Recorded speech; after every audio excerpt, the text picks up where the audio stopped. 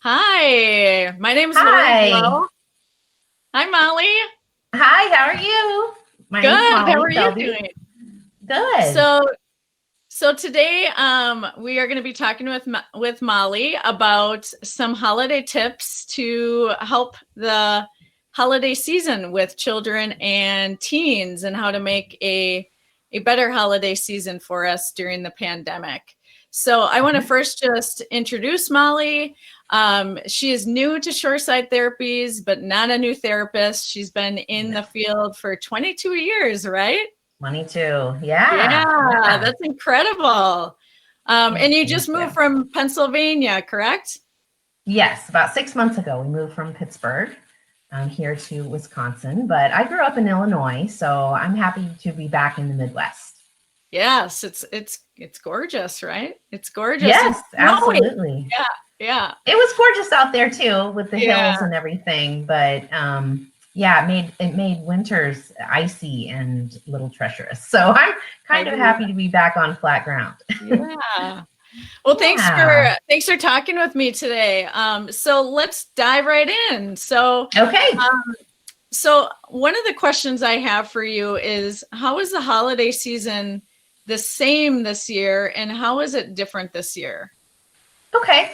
Well, a lot of things are the same. I think people are still going out and getting a tree. I saw a lot of people at the Christmas tree farm, which was awesome.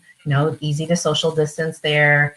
Um, And, people are still putting their lights up, which is wonderful. It's great to drive around and see those.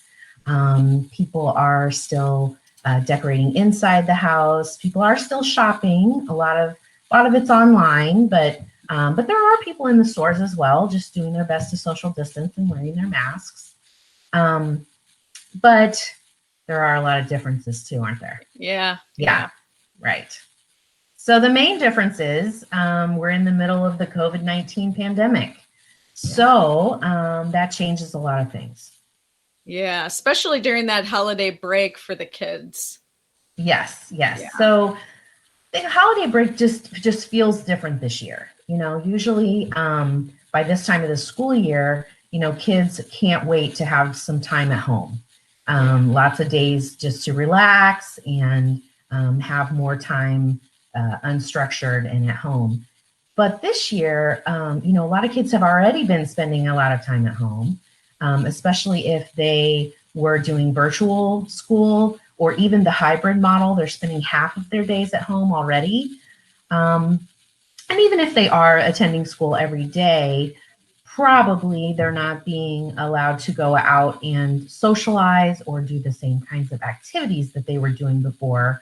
Definitely less sports and other activities where they would be around a lot of other kids. So, no matter what the school arrangement was, there's definitely more time at home. So, I think in some ways, kids are saying, "Oh, like more time at home, great," Although obviously looking forward to Christmas Day and Right, presents right. and the normal things that we all look forward to, but there's that whole, this is possibly just more home time that might not have the same, I don't know, allure as it did in other Yeah. years. Yeah, and even So, yeah, reducing those visits with family even. I know it in previous years with our family, there would be visits here and there throughout December, and some families have a holiday thing every single weekend, depending on how big and extended their family is.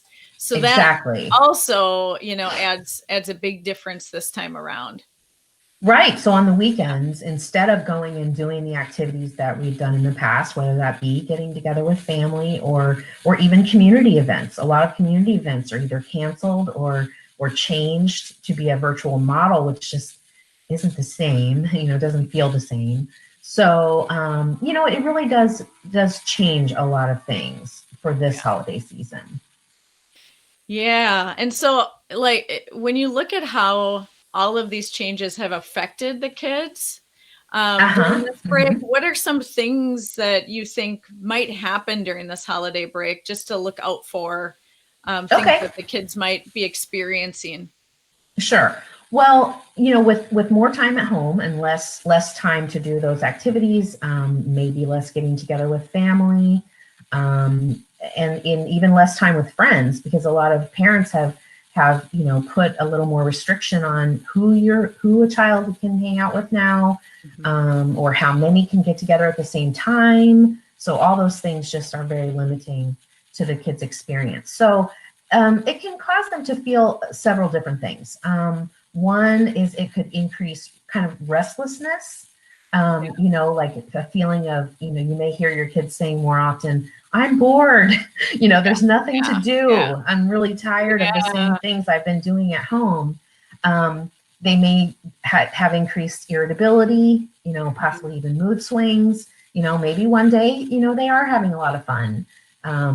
Doing, the holiday things around the house, decorating the tree. And the next day they might be super irritable because, again, they want to get out, they want to do more things. And it's just not possible right now. Right. Yeah, definitely hearing those things at my house for sure. Are you? Okay. And I am too. Yeah, I am too. Yeah. That's the big one, and wanting those play dates, right? And that's a normal thing that they typically should be doing, is interacting with kids and being involved in different things. And that's just not there. So it's a big change for them. And now we're coming on the holidays, which makes everybody kind of this more cooped up feeling, and almost like a cabin fever starts to occur during this time. When this all first hit, at least we were in spring. Yes. Right. So but now with the cold, there's even less opportunity to get outside, even to get fresh air. So, so another thing that might happen is it may either trigger new depression symptoms, or it may increase if there's already a propensity for depression, in especially like your tweens and your teens. And it can be with younger kids too. But so things to watch out for, as far as that goes, would be, feelings of sadness, yes, but more like hopelessness, like, feeling that this isn't going to ever end, which of course it will. Not as soon as we had hoped, but, more crying, you might see more crying, lack of interest in doing the things that they normally would enjoy or used to enjoy. It could be increased isolation, like staying away from the family, maybe too much time in their room, too much time, sleeping, having difficulty getting up off the couch to do anything, just kind of getting into that mode of just kind of staying in your pajamas all day, which every once in a while is great. But, I love it once in a while, for sure. But, if it becomes like day after day after day, like you as a parent might start to get concerned, like, what's going on here? So, or even excessive time on devices can become concerning if that's all they're doing. Not that the devices are bad, but sometimes the way they're using them can get into a bad habit and create more isolation, in and of itself. And then the last thing that could happen is it could increase anxiety as well. So you might hear your child, talking about voicing worries or having some panic symptoms, or just ruminating on the same negative thought over and over. With more time at home, less interaction, there's going to be just more time to think. And sometimes when we have too much time to think, we overanalyze, overgeneralize, and just start to worry, really, frankly. So watching out for that, that can happen too. And then social anxiety too, especially when it's time to go back to school.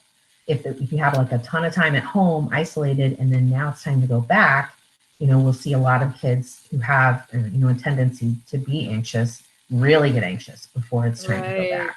Right, because there has been that natural avoidance, right? I mean, and that's not on anyone else. It's not anyone's fault. It's just not there. And so when there's distance between those events, it does tend to feel bigger and more challenging and difficult until the kid goes and does it. And then, I forgot, this is really fun. Right. This is actually Yeah. familiar to me. Yeah, Yeah. definitely.